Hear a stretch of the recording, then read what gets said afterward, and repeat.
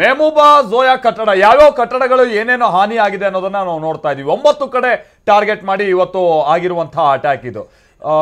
ಮಸ್ಕರ್ ರಹೀಲ್ ಸಾಹಿದ್ ನಿವಾಸ ಕೋಟ್ಲಿಯಲ್ಲಿ ಬರುವಂತಹ ಒಂದು ಪ್ರದೇಶ. ಒಟ್ಟು 2 ಮಸೀದಿಗಳನ್ನ ಇಲ್ಲಿ ಟಾರ್ಗೆಟ್ ಮಾಡಿ ಹೊಡೆದು ಹಾಕಲಾಗಿದೆ ಅನ್ನುವಂಥದ್ದು ಗೊತ್ತಾಗ್ತಾ ಇದೆ. ಬಟ್ ಆ ಮಸೀದಿಗಳಲ್ಲಿ ಎಷ್ಟು ಮಂದಿ ಇದ್ರು, ಯಾವ ಉಗ್ರ ಸಂಘಟನೆಗೆ ಸಂಬಂಧಪಟ್ಟಾಗಿನ ಸದಸ್ಯರು, ಮತ್ತೊಂದು ಇದೆಲ್ಲ ಗೊತ್ತಾಗಬೇಕಾಗಿರುವಂಥದ್ದು. ಬಟ್ ವೆರಿ ಇಂಪಾರ್ಟೆಂಟ್ ನಮಗೆ ಅಪ್ಡೇಟ್ಸ್, ಈ ಉಗ್ರ ಅಜರ್ ಮಸೂದ್ಗೆ ಸಂಬಂಧಪಟ್ಟ ಹಾಗಿನ ಕುಟುಂಬ ಕೂಡ ಈ ಅಟ್ಯಾಕ್ ನಲ್ಲಿ ಹತರಾಗಿದ್ದಾರೆ ಅನ್ನುವಂಥ ವಿಚಾರ ಗೊತ್ತಾಗ್ತಾ ಇದೆ. ಬಹುಶಃ ಇದಕ್ಕೆ ಸಂಬಂಧಪಟ್ಟಂಗೆ ಇನ್ನಷ್ಟು ಖಚಿತವಾದಂಥ ಮಾಹಿತಿಗಳು ಬೇಕಾಗಿರುವಂಥದ್ದು. ಬಟ್ ಅದರ ನಡುವೆನೇ ಪಾಕಿಸ್ತಾನ ಏನು ಹೇಳ್ತಾ ಇತ್ತು, ತನ್ನ ನಾಗರಿಕರನ್ನ ಇಲ್ಲಿ ಹತ್ಯೆ ಮಾಡಲಾಗಿದೆ, ಆಮೇಲೆ ಮಕ್ಕಳನ್ನ ಕೊಲ್ಲಲಾಗಿದೆ ಅನ್ನುವಂಥದ್ದು ಏನೊಂದು ವಿಕ್ಟಿಮ್ ಕಾರ್ಡ್ ಅನ್ನ ಪ್ಲೇ ಮಾಡೋ ಪ್ರಯತ್ನವನ್ನ ಪಡ್ತಾ ಇದೆ. ಬಹುಶಃ ನಂತರದ ಹಂತದಲ್ಲಿ ಯಾರು ಹಾಗಾದ್ರೆ ನಿಜವಾಗ್ಲೂ ಮೃತಪಟ್ಟಂತವ್ರು ಏನು ಎತ್ತ ಅನ್ನುವಂಥ ಕ್ಲಾರಿಟಿ ಸಿಕ್ಕಿದ್ರೆ ಬಹುಶಃ ಪಾಕಿಸ್ತಾನವನ್ನ ಮತ್ತಷ್ಟು ಬೆತ್ತಲು ಮಾಡೋದಕ್ಕೆ ಒಂದು ಅವಕಾಶ ಸಿಗ್ಬೋದು ಅಂತ ಕಾಣಿಸುತ್ತೆ. ಬಟ್ ಬಹುತೇಕ ಸಂದರ್ಭದಲ್ಲಿ ಅದು ಸಾಧ್ಯ ಆಗೋದಿಲ್ಲ. ಬಟ್ ಇಲ್ಲಿನ ಮಾಹಿತಿಯನ್ನು ನಾವು ನೋಡ್ಬೇಕಿದೆ. ಜೊತೆಗೆ ಸೇನೆಗೆ ಸಂಬಂಧಪಟ್ಟ ಹಾಗಿನ ಅಧಿಕಾರಿಗಳು ಕೂಡ ಈಗ ಆಲ್ರೆಡಿ ನಾವು ಹೇಗೆ ಟಾರ್ಗೆಟ್ ಅನ್ನ ಫಿಕ್ಸ್ ಮಾಡಿ ಅದಾದ ನಂತರಲ್ಲೇ ಅಟ್ಯಾಕ್ ಮಾಡಿದ್ದೀವಿ, ರ್ಯಾಂಡಮ್ ಆಗಿ ಮಾಡಿರುವಂಥದ್ದು ಅಟ್ಯಾಕ್ ಅಲ್ಲ ಇದು, ನಾಗರಿಕರನ್ನ ಗುರಿಯಾಗಿಸಿ ಮಾಡಿರುವಂತಹ ಅಟ್ಯಾಕ್ ಅಲ್ಲ ಇದು ಅನ್ನುವಂಥನ್ನ ಬಹಳ ಖಚಿತವಾಗಿ ವಿತ್ ಪ್ರೂಫ್ ಜಗತ್ತಿನ ಮುಂದಿಡೋ ಪ್ರಯತ್ನವನ್ನ ಪಟ್ಟಿದೆ ಭಾರತದ ಸೇನೆ. ರೈಟ್. ಇದ್ರ ಜೊತೆಗೆ ಸ್ಕ್ರೀನಲ್ಲಿ ಬರ್ತಾ ಇದೆ, ನೋಡ್ತಾ ಇದ್ದಾರೆ ಯಾವ್ಯಾವ ಜಾಗದಲ್ಲಿ ಎಲ್ಲೆಲ್ಲಿ ಅಟ್ಯಾಕ್ ಆಗಿದೆ ಅಂತ ಸಂಪೂರ್ಣವಾದಂಥ ಡೀಟೇಲನ್ನು ಈಗಾಗಲೇ ಭಾರತದ ಸೇನಾಪಡೆಗಳು ಸಂಪೂರ್ಣವಾಗಿ ನೀಡಿದೆ. ಜೊತೆಗೆ ಈಗಾಗಲೇ ಪಾಕಿಸ್ತಾನದ ಆರ್ಮಿ ವಕ್ತಾರರು ಕೂಡ ಮಾತನಾಡಿದ್ದಾರೆ. ಕೇವಲ ಮದ್ರಾಸಾ ಬಿಲ್ಡಿಂಗ್ ಡ್ಯಾಮೇಜ್ ಆಗಿದೆ, ಮಸೀದಿ ಬಿಲ್ಡಿಂಗ್ ಡ್ಯಾಮೇಜ್ ಆಗಿದೆ ಅಷ್ಟೇ ಹೇಳಿದ್ದಾರೆ. ಬಟ್ ಇಲ್ಲಿ ವಾಸ್ತವವಾಗಿ ನೋಡಿದರೆ ಭಾರತೀಯ ಸೇನಾಪಡೆಗಳಿಂದ ಸಂಪೂರ್ಣ ವಿವರಗಳೊಂದಿಗೆ ಜೊತೆಗೆ ದೃಶ್ಯಗಳೊಂದಿಗೆ ವಿತ್ ವಿಜುವಲ್ ಸಂಪೂರ್ಣ ವಿವರವನ್ನು ಕೊಟ್ಟಿದ್ದಾರೆ. ಹೀಗಾಗಿ ಸಂಪೂರ್ಣ ಡೀಟೇಲನ್ನು TV9 ಕೂಡ ಪ್ಲೇ ಅಪ್ ಮಾಡ್ತಾ ಇದೆ. ಯಾವ್ಯಾವ ಭಾಗದಲ್ಲಿ ಏನೇನಾಗಿದೆ ಅಂತ ಸಂಪೂರ್ಣ ವಿವರಗಳಿದೆ. ನೋಡ್ತಾ ಇದ್ದೀರಿ, ಸರ್ಜಲ್ ಅನ್ನುವಂತಹ ಭಾಗದಲ್ಲಿ ತೆಹರಾನ್ ಕಲಾನ್ ಅನ್ನುವಂತಹ ಕಟ್ಟಡ, ಅದೇ ರೀತಿ ಸಿಯಾಲ್ಕೋಟ್ ಭಾಗ, ಹಿಂದೆ ಸಿಯಾಲ್ಕೋಟ್ ಮೇಲೆ ಮತ್ತೆ ಅಟ್ಯಾಕ್ ಆಗಿತ್ತು. ಇವತ್ತು ಎಲ್ಲೆಲ್ಲಿ ಅಡಗು ತಾಣಗಳಿದೆ ಸುಮಾರು 9 ಸ್ಥಳಗಳ 21 ಟಾರ್ಗೆಟ್ ಮೇಲೆ ಗುರಿಯಾಗಿರಿಸಿ ಈ ರೀತಿಯಾದಂಥ ಒಂದು ದಾಳಿಯನ್ನು ಮಾಡಲಾಗಿದೆ. ಅದೇ ರೀತಿ ಕೋಟ್ಲಿ ಅನ್ನುವಂಥ ಭಾಗದಲ್ಲೂ ಕೂಡ ಅಲ್ಲಿ ಸಾಹಿದ್ ನಿವಾಸ್ ಅನ್ನುವಂಥ ಒಂದು ಪ್ಲೇಸ್ ಇದೆ. ಅದೇ ರೀತಿ ಬೇರೆ ಬೇರೆ ಭಾಗ ಮುಜಫರಾಬಾದ್ ಅಂತೂ ಪಾಕ್ ಆಕ್ಯುಪೈಡ್ ಕಾಶ್ಮೀರ್ನ ಟೆರರ್ ಹಬ್ ಅಂದರೆ ತಪ್ಪಾಗಲ್ಲ, ಪ್ರತಿ ಬಾರಿ ಕೂಡ ಇಂಪಾರ್ಟೆಂಟ್ ಆದಂಥ ಸ್ಥಳ ಆಗುತ್ತೆ. ಭಾರತಕ್ಕೆ ಯಾವ್ಯಾವಾಗ ಉಗ್ರರ ಸಮಸ್ಯೆ ಎದುರಾಗುತ್ತೆ ಅಲ್ಲಿಂದ ಲಾಂಚ್ ಮಾಡಿದೆ. ಆದರೆ ಮಲ್ತೇಶ್, ವೆರಿ ಇಂಪಾರ್ಟೆಂಟ್ಲಿ ಇವತ್ತು ಭಾರತದ ವಾಯುಸೇನೆ ಮಾಡಿರುವಂಥ ದಾಳಿಯನ್ನು ಗಮನಿಸ್ತಾ ಇದ್ರೆ ಸಾಮಾನ್ಯವಾಗಿ POKನ ಲಾಸ್ಟ್ ಟೈಮಲ್ಲಿ ಟಾರ್ಗೆಟ್ ಮಾಡಿದ್ರು, ಆದರೆ ಈಗ ಪಂಜಾಬ್ ಪ್ರಾಂತ್ಯವನ್ನು ಕೂಡ ಟಾರ್ಗೆಟ್ ಮಾಡಿದ್ದಾರೆ. ಅಫ್ಕೋರ್ಸ್ ಇದನ್ನು ನಾವು ಯಾವ ರೀತಿ ನೋಡಬೇಕಾಗುತ್ತೆ. ಅಫ್ಕೋರ್ಸ್ ಸರಿಯವರೇ ನಾವು ಮಾತಾಡ್ತಾ ಇದ್ವಿ, ಅಫ್ಕೋರ್ಸ್ ದಾಳಿ ಆಗಿದೆ, ಸಹಜವಾಗಿ ಎಲ್ರಿಗೂ ಕೂಡ ಖುಷಿ ಅಭಿಮಾನ ಇರುವಂಥ ಸಂಗತಿ. ಆದರೆ ಈಗ ರಕ್ತ ಬೀಜಾಸುರರು ಅಂತ ಯಾರು ಇರ್ತಾರಲ್ಲ, ಅಂದರೆ ಟೆರರ್ ಹೆಡ್ ಮುಖ್ಯಸ್ಥರು ಯಾರಿದಾರ ಅವ್ರು ಇನ್ನೂ ಕೂಡ ಬಾಕಿ ಇದ್ದಾರೆ. ಹೀಗಾಗಿ ನಾವೀಗ ಏನು ಇವರನ್ನೆಲ್ಲರೂ ಕೂಡ ಟಾರ್ಗೆಟ್ ಮಾಡಿ ಇವರನ್ನು ಹತ್ಯೆ ಮಾಡಿದ್ವಿ ಇಷ್ಟಕ್ಕೆ ಸೀಮಿತ ಸಾಕಾಗತ್ತಾ, ಅಥವಾ ಮುಂದೆ ಯಾರು ಇರ್ತಾರೆ? ಈಗ 100 ಜನ ಹೋದ್ರು, ಪಾಕಿಸ್ತಾನದಲ್ಲಿ ಸುಮಾರು 3000ಕ್ಕೂ ಹೆಚ್ಚು ಕ್ಯಾಂಪ್ಗಳಿದೆ, 100 ಜನ ಹೋದ್ರೆ ಮತ್ತೆ 200 ಜನ ನಾಳೆ ಕಳಿಸ್ಬೋದು. ಹೀಗಾಗಿ ಟೆರರ್ ಹೆಡ್ಸ್ಗಳನ್ನ ಯಾವ ರೀತಿ ಟಾರ್ಗೆಟ್ ಮಾಡಬೇಕಾಗುತ್ತೆ, ಅದು ಮುಂದಿನ ಆಪರೇಷನ್ಸ್ ನಾವು ಎಕ್ಸ್ಪೆಕ್ಟ್ ಮಾಡ್ಬೋದು. ಯು ಆರ್ ಅಬ್ಸಲ್ಯೂಟ್ಲಿ ರೈಟ್, ನೀವು ಹೇಳೋದು ಕರೆಕ್ಟೇ. ಅದು ಯಾಕಂತ ಹೇಳಿದ್ರೆ ಈ ಉಗ್ರಗಾಮಿಗಳು ಒಂಥರ ಅಣಬೆಗಳಿದ್ದಂಗೆ, ಮಶ್ರೂಮ್ಸ್. ಒಂದ್ಸರಿ ಆ ಮಶ್ರೂಮ್ಸ್ಗಳು ಬರ್ತಾ ಇರ್ತದೆ. ಎಲ್ಲಿವರೆಗೆ ಇವರು ಇಸ್ಲಾಮಿಕ್ ಇಂಡಾಕ್ಟ್ರಿನೇಷನ್ ಮಾಡಿ ಮಕ್ಕಳಿಂದ ಹಿಡಿದು ದೊಡ್ಡವರಾಗೋವರೆಗೂ ಮದ್ರಾಸ್ಗಳಲ್ಲಿ ಒಂಥರ ಫ್ಯಾಕ್ಟ್ರಿ ಇದ್ದಂಗೆ ಅದು. They will be keep sending it. ನಾನು ಮುಂಚೆ ಹೇಳಿದೆ, ನಾನು ಭೂಕಂಪ ಆದ ಸಮಯದಲ್ಲಿ ಕುಪ್ಪವಾಡದಲ್ಲಿದ್ದೆ. ಆ ಭೂಕಂಪ ನಮ್ಮ ಜನಗಳು ಹೋಗಿ ಎಲ್ಲ ರಕ್ಷಣೆ ಮಾಡಲಿಕ್ಕೆ ಹೋದಾಗ ಅಲ್ಲಿನ ಉಗ್ರವಾದಿಗಳು ರೈಫಲ್ ಇಟ್ಕೊಂಡಿದ್ದವ್ರದ್ದು 7-8 ಬಾಡಿ ಸಿಕ್ತು ನಮಗೆ.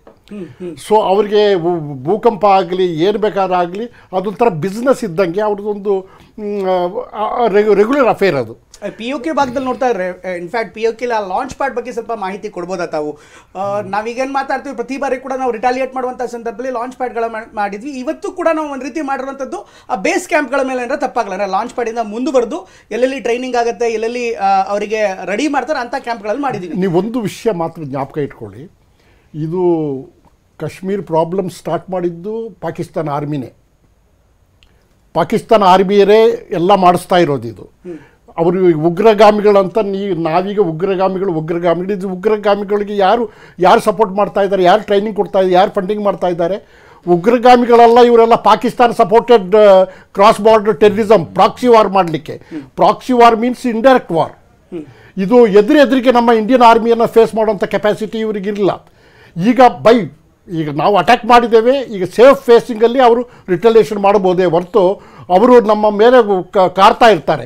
ಈಗ ಲೆಕ್ಕ ಹಾಕಿ colonel Qureshi that lady officer and ವ್ಯೂಮಿಕಾನೇ ಸಂಬಡಿಗೆ this is a wing commander. ಕರೆಕ್ಟಾಗಿ ಅವ್ರು ಹೇಳಿದ್ರು ಇಟ್ಸ್ ಎ ಕ್ಯಾಲಿಬ್ರೇಟೆಡ್ ಅಟ್ಯಾಕ್. ಯೋಚನೆ ಮಾಡಿ ಮಾಡಿ ಮಾಡಿ ನಾವು ಇಂತಿಂಥ ಟೆರರಿಸ್ಟ್ಗಳು ಇದಾಯಿತು, ಏನು ಅಟ್ಯಾಕ್ ಆಯಿತು ಅಮರನಾಥ್ ಯಾತ್ರಿಗಳ ಮೇಲೆ, ತಾಜ್ ಹೋಟೆಲ್ಗಳ ಮೇಲೆ, ಅಲ್ಲಿ ಇಲ್ಲಿ ಎಲ್ಲಿ ಎಷ್ಟೆಷ್ಟು ಆಗಿದೆ. ಇದು ಕೇವಲ ಪ್ರೆಸ್ ಮೀಟ್ ಫಾರ್ ಇಂಡಿಯನ್ ನಮಗೋಸ್ಕರ ಅಲ್ಲ, ಇಡೀ ಪ್ರಪಂಚಕ್ಕೆ ಹೇಳುವಂಥ ಪ್ರೂಫ್ ಕೇಳ್ತಾ ಇದ್ರೆ ಪ್ರೂಫ್ ಸಮೇತ ಕೊಟ್ಟಿದ್ದಾರೆ. ಹಾಂ, ಮತ್ತು ಎಮೋಷನಲ್ಲಿ ನೋಡೋದಾದರೆ ಮೋದಿಯವರು ಸಿಂಧೂರ ಅಂತೇಳಿ ಆಪರೇಷನ್ ಸಿಂಧೂರ ಕೊಟ್ಟಿರೋದು, ಈ ಹೆಣ್ಣುಮಕ್ಕಳು ವಿಧವೆಯವರಾಗಿದ್ದಾರಲ್ಲ, ಅವ್ರ ಕುಂಕುಮ ಅಳಿಸಿದಾರಲ್ಲ, ಅವ್ರನ್ನ ವಾಪಸ್ ನಾವು ಅದೇ ಕುಂಕುಮದಲ್ಲಿ ರಿಪ್ಲೈ ಕೊಡ್ತೇವೆ ಅಂತ ಆ 2 ಹೆಣ್ಣು ಮಕ್ಕಳು ಬಂದು ಲೇಡಿ ಆಫೀಸರ್ಸ್ಗಳು ಬಂದು ಹೇಳಿದ್ದಾರೆ. So we are not suppose to be very happy with whatever we have done. This is not at all, it's an preliminary operation. ನಾವು ನನಗೆ ಅನಿಸ್ತದೆ after having a 40 years of service in army, especially in LOC and border areas, I can only expect some retaliations by day or two ಬರುತ್ತೆ. ಅದಕ್ಕೆ ಅಕಸ್ಮಾತ್ western ಬಾರ್ಡ್ರಲ್ಲಿ ಬಂದರೆ, ಬಾವಲ್ಪುರ್ ಇರೋದು south Kashmir ಕೆಳಗೇನೆ ಇದೆ, ಅಲ್ಲಿ ಡಿವಿಷನ್ ಹೆಡ್ ಕ್ವಾರ್ಟರ್ ಇದೆ. ನಾನು ವಾರ್ಗೇಮ್ಗಳಲ್ಲಿ ನಾವು ನೋಡ್ತಾ ಇದ್ದೀವಿ ಅಲ್ಲಿ. ಸೊ ಅದು ಅವರ ಮಿಲಿಟರಿ ಸ್ಟೇಷನ್, ಅದು ಕಂಟೋನ್ಮೆಂಟ್ ಇದೆ, ದೊಡ್ಡ ಕಂಟೋನ್ಮೆಂಟ್ ಇದೆ. ಸೊ ಆ ಕಡೆಯಿಂದ ಈ ಕಡೆ ಏನಾದರೂ ಒಂದು, ಇವರು ರಾಜಸ್ಥಾನ್ ಕಡೆಯಿಂದ ಈ ಕಡೆ ಪಂಜಾಬ್ ಕಡೆಯಿಂದ ಏನಾದರೂ ಒಂದು ಮಿಸ್ಅಡ್ವೆಂಚರ್ ಮಾಡಿದರೆ we should be prepare to have this thing. Before that we must occupy POK. ಈ ಕ್ಷಣದಕ್ಕೆ ಒಂದು ನಾವು ನಿರೀಕ್ಷೆ ಮಾಡೋದಾದ್ರೆ, ಇನ್ ಕೇಸ್ ಪಾಕಿಸ್ತಾನದ ಕಡೆಯಿಂದ ಏನಾದ್ರೂ ಪ್ರತ್ಯುತ್ತರ ಅನ್ನೋದು ನಾವು ನಿರೀಕ್ಷೆ ಮಾಡಿದ್ರೆ, ನೆಕ್ಸ್ಟ್ ಭಾರತದ ಪ್ರತಿಕ್ರಿಯೆ ನೇರವಾಗಿ ಅದು ಸೇನೆಗೆ ವಿಚಾರವಾಗೇ ಇರುತ್ತಲ್ಲ. ಹೌದು, ಸೇನೆ ವಿಚಾರವಾಗಿ ಇದು ಮತ್ತೊಂದು ಅಲ್ಲ. ಅಬ್ಸಲ್ಯೂಟ್ಲಿ ಮಾಲ್ತೇಶ್, ಇದು ಖಂಡಿತ. ಈಗ 3 ಚೀಫ್ಸ್ಗಳಿಗೆ already they have given a, ಯಾಕೆಂದ್ರೆ ಒಂದು ಆಪರೇಷನ್ ಶುರು ಆದಮೇಲೆ ರಾಜಕೀಯ ವ್ಯಕ್ತಿಗಳಾಗಲಿ, even chief minister, president of India also, ಅವ್ರಿಗೆ ಯಾಕಂದರೆ ಗ್ರೌಂಡ್ ರಿಯಾಲಿಟಿ ಅವ್ರಿಗೆ ಗೊತ್ತಿಲ್ಲ. ಗ್ರೌಂಡ್ ರಿಯಾಲಿಟಿ ಕೊಡೋದು ಚೀಫ್ಗಳೇ ಕೊಡಬೇಕು ಅಷ್ಟೇ ಹೊರತು. ಈ ಡಿಫೆನ್ಸ್ ಮಿನಿಸ್ಟ್ರಿಗೆ ಚೀಫ್ಗಳು ಹೇಳ್ತಾರೆ, ಸರ್ ಈ ರೀತಿ ಆಗಿದೆ, ಈ ರೀತಿ ಆಗಿದೆ, ಈ ರೀತಿ ಆಗಿದೆ, so what's your plan? So ಅವರ ಪ್ಲ್ಯಾನ್ ಏನಿದೆ, ಅವ್ರ ಪ್ಲ್ಯಾನ್ ಫೀಲ್ಡ್ ಕಮಾಂಡರ್ ಮೇಲೆ, GOC brigadier up to colonel level ತನಕ, ರೆಜಿಮೆಂಟ್ ಲೆವೆಲ್ ತನಕ ಅವ್ರದ್ದು ಇನ್ಫಾರ್ಮೇಷನ್ ಇದೆ, ಅದು ಮೇಲ್ ತನಕ ಹೋಗುತ್ತೆ. ಅದು ಬಿಟ್ಟರೆ ಮಧ್ಯದಲ್ಲಿ ಇಂಟರ್ಫಿರೆನ್ಸ್ ಯಾರು ಮಾಡೋದು ಇಲ್ಲ. ರೈಟ್ ಗಿರೀಶ್ ಅವರಿಗೆ ನಾವು ಮಾತಾಡ್ತಾ ಇದ್ವಿ, ಈಸ್ ಇಟ್ ಗುಡ್ ನಾವು ಇಷ್ಟೇ ಸಾಕಾಗತ್ತಾ ನಮಗೆ? ಈಗ ನಾವು ಮಾತಾಡ್ತಾ ಇರುವಂಥ ಸಂದರ್ಭದಲ್ಲಿ ಕೇವಲ 100 ಜನ 200 ಜನ ಟೆರರಿಸ್ಟ್ಗಳನ್ನು ಮಾಡಿದ್ವಿ. ಬಟ್ ಟೈರ್ 2 ಆಗಿರ್ಬೋದು, ಟೈರ್ 3 ಆಗಿರ್ಬೋದು, ಟೈರ್ 4 ಆಗಿರ್ಬೋದು, ಇಲ್ಲಿ ನಿಜವಾದ ಕಲ್ಪ್ರಿಟ್ ಅಂದರೆ ಪಾಕ್ ಆರ್ಮಿ. ಸೊ ನಾವು ಪಾಕ್ ಆರ್ಮಿನ ಟಾರ್ಗೆಟ್ ಮಾಡಬೇಕಾ, ಅಥವಾ ನಾವು LTT ಆಪರೇಷನ್ಸ್ ಮಾಡಿದಾಗ ಹೇಗೆ ನೇರವಾಗಿ ಯಾರು ಮುಖ್ಯಸ್ಥರು ಅವ್ರನ್ನೇ ಟಾರ್ಗೆಟ್ ಮಾಡಿದ್ವಲ್ಲ ಆ ಥರ ಟಾರ್ಗೆಟ್ ಯಾಕೆ ಮಾಡಬಾರ್ದು? So will it continue? Pak army ISI ಅವರೇ ಅದಕ್ಕೆ ಹೆಡ್. ಹೌದು, ಕರೆಕ್ಟ್. ಇದನ್ನ ಟೆರರಿಸ್ಟ್ನ ಬೆಳ್ಸಕ್ ಅವರೇ ಅವ್ರ ಹೆಡ್. ಆಸಿಫ್ ಮುನೀರ್ ಇಸ್ ಪಕ್ಕ ಮುಲ್ಲಾ ಮುನೀರ್. ಯಾಕಂದ್ರೆ ಈ ಓನ್ಲಿ ಟಾಕ್ಸ್ ಅಬೌಟ್ ರ್ಯಾಡಿಕಲೈಸೇಷನ್, ಈ ಓನ್ಲಿ ಟಾಕ್ಸ್ ಅಬೌಟ್ ಇಸ್ಲಾಂ. ಯಾರು ಆರ್ಮಿ ಜನರಲ್ ಇವನ್ ಬಿಟ್ರೆ ಇನ್ನೊಬ್ಬ ಯಾರೋ ಮಾತಾಡಿದ್ದ ಪಾಕಿಸ್ತಾನದಲ್ಲಿ, ಉಲ್ಲಕ್ಕ ಯಾರೋ ಒಬ್ಬ, ಅವ್ರಿಬ್ರು ಬಿಟ್ರೆ ಮಿಲಿಟ್ರಿ ಇದರಲ್ಲಿ 2 ಕಂಟ್ರಿ, ಇದು ಮುಸ್ಲಿಮು, ಇದು ಇಂಡಿಯಾ, ಇದು 2 ಹೊಂದ್ಕೊಂಡು ಹೋಗಲ್ಲ, ಆ ಥರ ಮಾತಾಡೋ ಅಂಥ ವ್ಯಕ್ತಿ ಅವನು. Because is been trained only ಕುರಾನ್ನ ಪಠಾನ್ ಮಾಡೋದು, ಕುರಾನ್ನ ಇದು ಮಾಡೋದು, ಬರೀ ಅವ್ನಿಗೆ ಅದೇ ಕೆಲಸ ಇದ್ದಿದ್ದು. 2022 ಅವ್ನು ರಿಟೈರ್ಮೆಂಟ್ ಆಯಿತು, ಎಕ್ಸ್ಟೆನ್ಷನ್ ತೊಗೊಂಡ, ಈ ಅಕ್ಟೋಬರ್ಲಿ ರಿಟೈರ್ ಆಗ್ಬೇಕು ತಿರ್ಗಾ ಮತ್ತೆ ಅವನು. ಈ ರಿಟೈರ್ ಆಗಕ್ಕೆ ಮುಂಚೆ he wanted to be a president or he wanted to be something. ಇದಕ್ಕೋಸ್ಕರ ಅವನು ಟ್ರಿಗರ್ ಟ್ರಿಗರ್ ಮಾಡಿದ್ದು ಯಾರು?